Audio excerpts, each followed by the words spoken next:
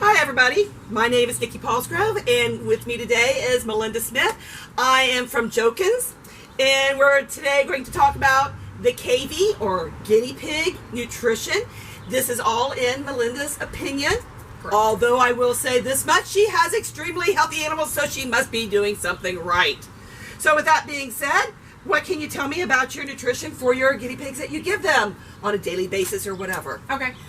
Some of the basic nutrition that you need to know.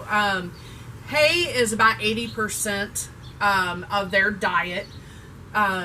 You would want to feed any animal that's over the age of 6 months. You will want to feed a Timothy hay. That's crazy. Yeah. Timothy hay for over 6 months because alfalfa hay tends to have more calcium. Mm-hmm. With the calcium in an older animal, it will build up in their system, and then you'll have urinary problems in your pigs. Oh, that's or not you good. Could have. Yeah. So, real quick question. Okay. So, the little cubes that you get in the pet stores or in the feed stores, that's not good for guinea pigs after 6 months. Correct. If they're alfalfa based, anyone under 6 months of age can have the alfalfa.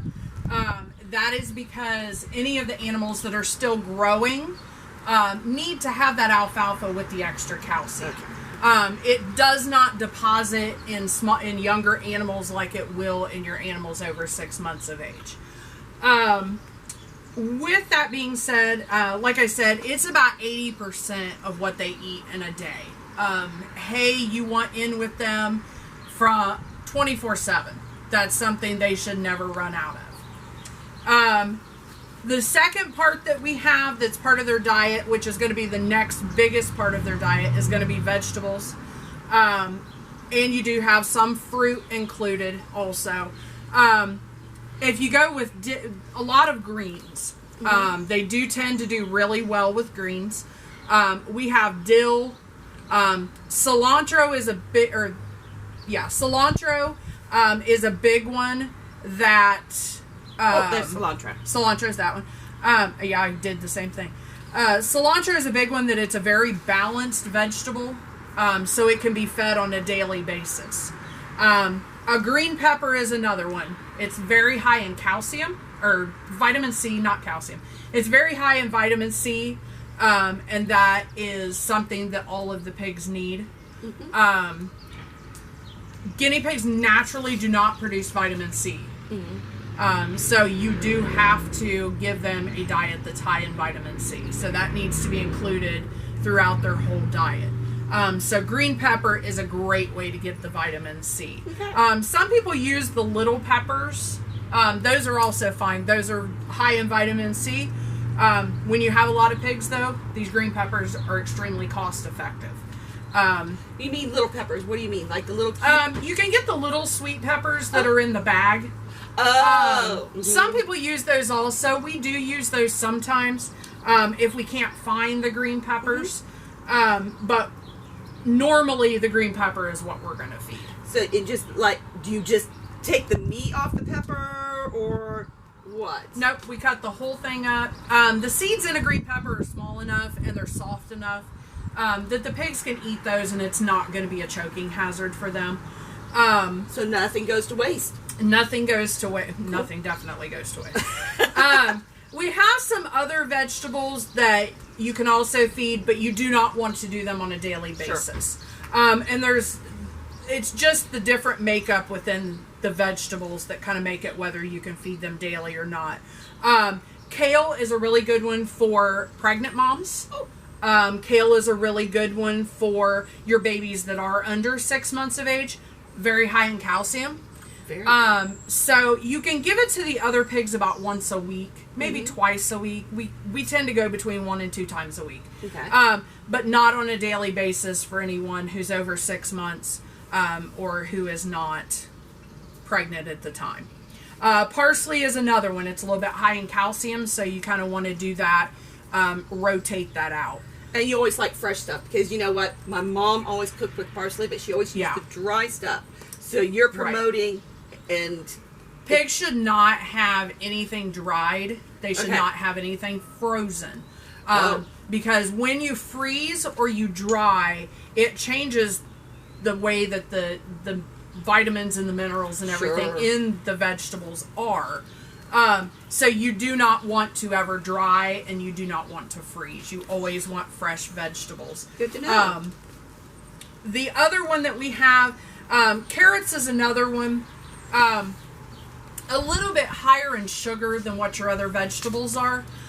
So this is one we do not do on a daily basis. We rotate it out. Okay. We have a lot of vegetables that we rotate throughout the week. That way, number one, they're not getting bored with it, and they're, they have other things that they can try and stuff like that. And we found that there's a lot of things that they like just by rotating everything out and kind of trying new things with them. Sure. Dandelion greens. I didn't get a chance to bring any with me today, but dandelion greens is a huge one. They love them. Now, if you have a yard that has not got any type of an additive to your yard, no type of bug spray or anything to help make it grow, any weed killers, as long as you do not put anything like that on your yard, you can actually pick the dandelions from your yard and feed those. Okay. If you cannot find if everybody has them in their yard, obviously, this time of year. But during the time of year that we can't find them, we actually go to Meijer, which is a local grocery store. And they actually carry dandelion greens there. They're the only grocery that we found that does. But because the pigs like them so well, we always go there and get them in the off season. The last thing that we're going to talk about is going to be fruit. In the fruits and vegetables is going to be fruit. With the sugar content of fruit, we personally do not feed it more than once a week. Okay. It's more of a treat than what it actually is, something that they need to sustain their diet. Okay. It's just something to give them a little pep. If we have, and this is kind of on a different subject, if we have females that have just given birth, a lot of times we will get them fruit to kind of bring their energy and everything back up. But in a normal diet, about once a week. Okay. And you said you can feed them everything out of here. Right. Do you feed them everything out of this? I personally do not feed everything out of an apple. I know some people who will just throw the whole apple in, and their pigs will eat it. I was a little bit uncomfortable with the inside of those because of the hard pieces of the hull and stuff that's in the very core. So I normally cut mine off. The other reason why I do that, though, is because I only have 2 to 3 on average pigs in each cage. So a whole apple is going to be way too much for them. Yeah. Your total amount of what you feed them for a day should be 1 cup of vegetables per pig. Okay. And that way, by keeping it to 1 cup, you're making sure they're still eating the hay that they really need. Yeah. That they're eating the pellets that they still need. If you go over that, they may tend to lay off of their pellets and their hay because, vegetables and fruit taste better. Right. But these alone are not going to sustain their diet and what they need to keep their gut active and healthy. So I'm taking the apple away. Okay. So this is 90% of their diet on a regular basis? No, not 90. Your hay is at 80%. Okay. You're looking at about probably 15%. Okay. With the vegetables. And like I said, it's just constantly rotating out. But you're only doing 1 cup per pig. Okay. So when you're talking hay, for 2 to 3 in a cage, we're doing pretty large sections of hay into each cage.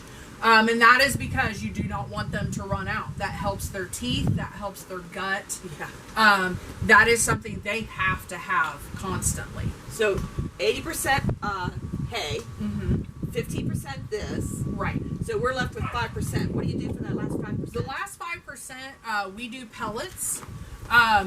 We personally use Kalmbach KV pellets for our KVs.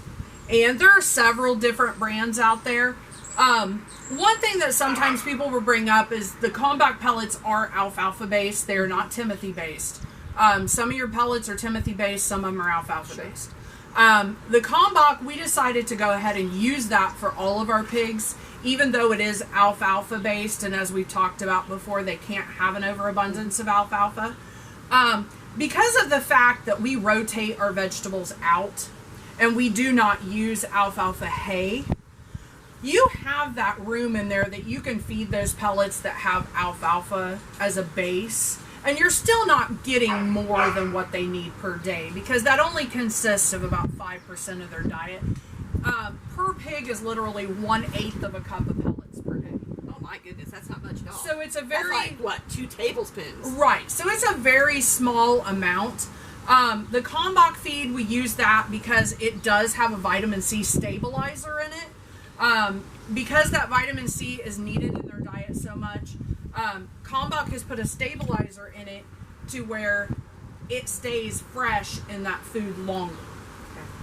If it does not have a stabilizer in it, the vitamin C will quickly deplete out of the food, and you're left with just basically a rabbit pellet. Yeah. That's the huge difference between rabbit pellets and KV pellets, is the vitamin C with the stabilizer. Okay. We also mix into our pellets calf manna. Calf manna is a performance type of supplement. It helps with hair. It helps with their skin. It helps with making sure that the babies are getting the weight on them that they need to. That we do have them for show. We don't just have pets, so we want to keep them in as much top condition as what we can. And even our breeders, I mean, we want them to be in top condition so that they do have successful births and everything. There's some people also that will take their pigs out in the summertime. It kind of goes back to the dandelions. As long as you don't have the treatments and stuff on your yard, and obviously watch them because of other animals trying to get to them, but put a fence out and one that they can't get through, and they can graze in the yard as well. And that does go towards what they have for fruits and vegetables. Sure. So you just kind of count that towards their diet and just make sure, you're wanting to get as balanced of a diet as possible so that they're not getting overweight. Because overweight, it's unhealthy in pigs. They have very small legs compared to their bodies. So you want to keep them in good condition. Okay. And you said you can take them outside and put a cage around them. Right. Would it be advisable maybe to put a cage top on it too? Because I was just thinking while you were talking, I thought, oh my gosh, I don't think a bald eagle will get into a smaller cage. Right. But some kind of small hawk might. Right. Yeah, if you're in an area that if you know that there's other animals that are around, and pretty much anywhere that you are, there's going to be other animals even around. if it's a cat. I would highly suggest putting something over the top to keep other animals out if someone is not going to be there watching them at all times. Normally, we take ours out a little bit during the summertime, but we always let them out when we're already out there doing something else. So someone is constantly watching them while we're out there. We don't ever leave them unattended. Oh my goodness, they're only guinea pigs. Right. Yeah. They're not going to be able to fight off, bigger animals. So we always make sure that if we have them outside that we do constantly pay attention to what's going on. Okay. So do you have anything else to talk to us about the nutrition? No, I think, like I said, just the biggest thing is having a balanced diet. Make sure you're kind of rotating everything out, and just make sure that you have a good, healthy supply of hay and pellets and stuff like that. Sounds good. So that's our nutrition for how we would feed the guinea pig. This is Melinda's opinion. Thank you very much, Melinda, for being here with us. So have a good day. Stay tuned for another time with KVs with Jokins. Bye.